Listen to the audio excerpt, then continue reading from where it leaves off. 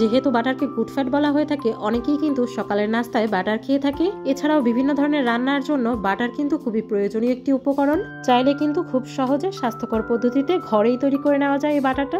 আসসালামু আলাইকুম everyone, welcome back to my channel রমণীর কুকিং লাইফ। আজকের পর্বে একদম সহজ পদ্ধতিতে বাটার তৈরি করে দেখাবো, যেটা টেস্ট হবে হুবহু আমরা বাহির থেকে বিভিন্ন কোম্পানির যে বাটারগুলো কিনে থাকি ঠিক তেমনই।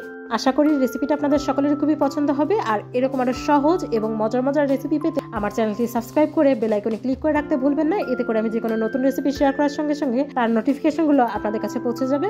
চলুন তাহলে শুরু করা যাক। বাটার তৈরি করার জন্য প্রথমেই আমাদের সর কালেক্ট করে নিতে হবে। আর সর কালেক্ট করার জন্য আমাদের প্রথমে প্রয়োজন হবে গরুর খাঁটি তরল দুধ। তার থেকে যেসব তরল দুধ আমরা কিনে থাকি তাতে কিন্তু ফ্যাটের পরিমাণটা খুবই কম থাকে। চাইলে আপনারা বাজার থেকে কেনা ফুল ক্রিম তরল দুধটা ব্যবহার করতে পারবেন, কিন্তু বাটারের টেস্ট এবং গুণগত মানের কথা চিন্তা করলে কিন্তু অবশ্যই গরুর খাঁটি তরল দুধটাই ব্যবহার করতে হবে। দেখতেই পাচ্ছেন এখানে কিন্তু আমি 1 কেজি পরিমাণ গরুর দুধ নিয়েছি। দুধটা এখন জাল করে নেব। প্রথমে একটা বলক আসার জন্য অপেক্ষা করছি। বলক চলে আসলে একটা চামচ দিয়ে ভালোভাবে নাড়াচাড়া করে একটু মিশিয়ে নিচ্ছি।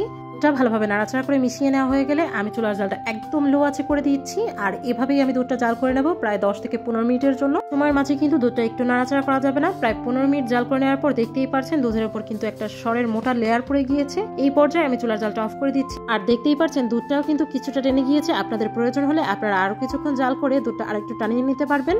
দুধটা পুরোপুরি ঠান্ডা হয়ে যাওয়া পর্যন্ত অপেক্ষা করব। আর আপনারা চাইলে কিন্তু ফ্রিজের নর্মাল চেম্বারে এই দুধটা এভাবেই রেখে দিতে পারবেন। প্রায় 5 থেকে 6 ঘন্টা পর দুধটা বের করলে দেখবেন দুধের উপরে সরের লেয়ারটা অনেক মোটা হয়ে গিয়েছে।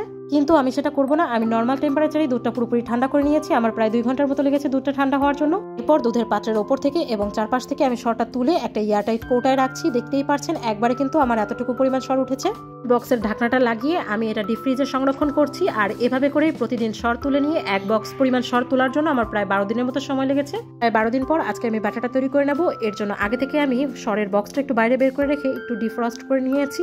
অর্ধেকটা পরিমাণ সর এখান থেকে তুলে একটা ব্লেন্ডারের জারে নিয়ে নিচ্ছি। আর এই পর্যায়ে আরো একটা কথা বলে রাখি, বাটার কিন্তু 2 ধরনের হয়ে থাকে, সল্টেড আর আনসল্টেড। আমি এখানে আনসল্টেড বাটারটা তৈরি করছি। আপনারা যদি সল্টেড বাটার তৈরি করতে চান তাহলে শুধুমাত্র এই যে আমি সরটা ব্লেন্ড করব এই পর্যায়ে আপনারা এখানে আপনাদের টেস্ট অনুযায়ী সামান্য পরিমাণ লবণ অ্যাড করে নিলেই কিন্তু সল্টেড বাটারটা হয়ে যাবে। সাথে অ্যাড করে দিচ্ছি 1 কাপ পরিমাণ ফ্রিজের ঠান্ডা পানি। পানিটা কিন্তু অবশ্যই ঠান্ডা হতে হবে। পানিটা যত বেশি ঠান্ডা হবে বাটারটা কিন্তু তত দ্রুতই হয়ে যাবে। চাইলে কিন্তু ফ্রিজের ঠান্ডা পানির সাথে আরো কিছু বরফ কুচিও অ্যাড করে দিতে পারবেন। সরটা ব্লেন্ড করে নেব প্রায় 2 থেকে আড়াই মিনিটের জন্য। প্রথমেই আমি 40 থেকে 50 সেকেন্ডের জন্য ব্লেন্ড করব। এরপর কয়েক সেকেন্ড অফ করে দিয়ে এটা আবারও ব্লেন্ড করে নেব। এভাবে 2 থেকে আড়াই মিনিটের জন্য আমি ব্লেন্ড করে নিয়েছি। দেখতেই পাচ্ছেন দুধের সর ঠান্ডা পানি দিয়ে ব্লেন্ড করার ফলে কিন্তু বাটার এবং পানি আলাদা হয়ে গিয়েছে। একটা চামচ দিয়ে এভাবে নাড়াচাড়া করলে কিন্তু বোঝাই যাচ্ছে বাটারটা কিন্তু তৈরি হয়ে গিয়েছে। এখন শুধুমাত্র একটাই কাজ, একটা পাত্রে ফ্রিজের একদম ঠান্ডা পানি নিয়ে নিচ্ছি। সাথে অ্যাড করে দিচ্ছি কিছু বরফের টুকরো। আর এই ঠান্ডা পানির ভিতর অ্যাড করে দিচ্ছি ব্লেন্ড করে নেওয়া সর।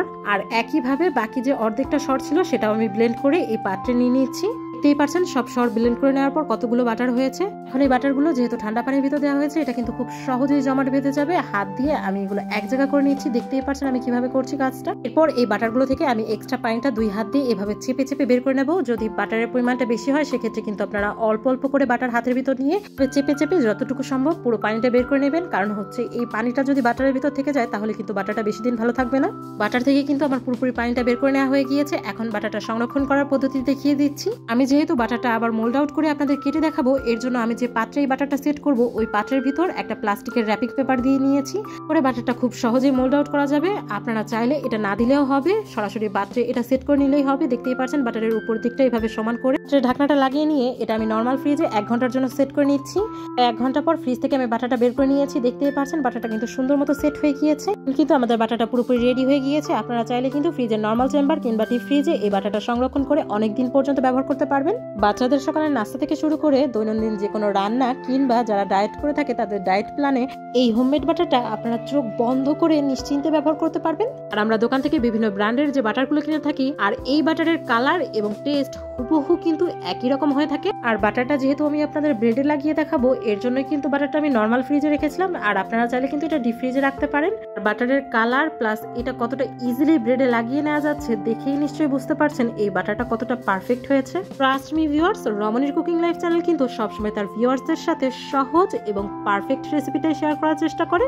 একবার হলেও রেসিপির সকল টিপসগুলো ফলো করে বাড়িতে এভাবে বাটার তৈরি করে দেখতে পারেন। আশা করি আপনাদের খুবই পছন্দ হবে। আর বাড়িতে ট্রাই করলে আমাকে কমেন্টে জানাতে ভুলবেন না। আর রেসিপিটি পছন্দ হলে অবশ্যই ফ্রেন্ডস এন্ড ফ্যামিলিদের সাথে বেশি বেশি শেয়ার করতে ভুলবেন না, কেননা আপনাদের সাপোর্টই আমাকে আরো বেশি উৎসাহ যোগায়।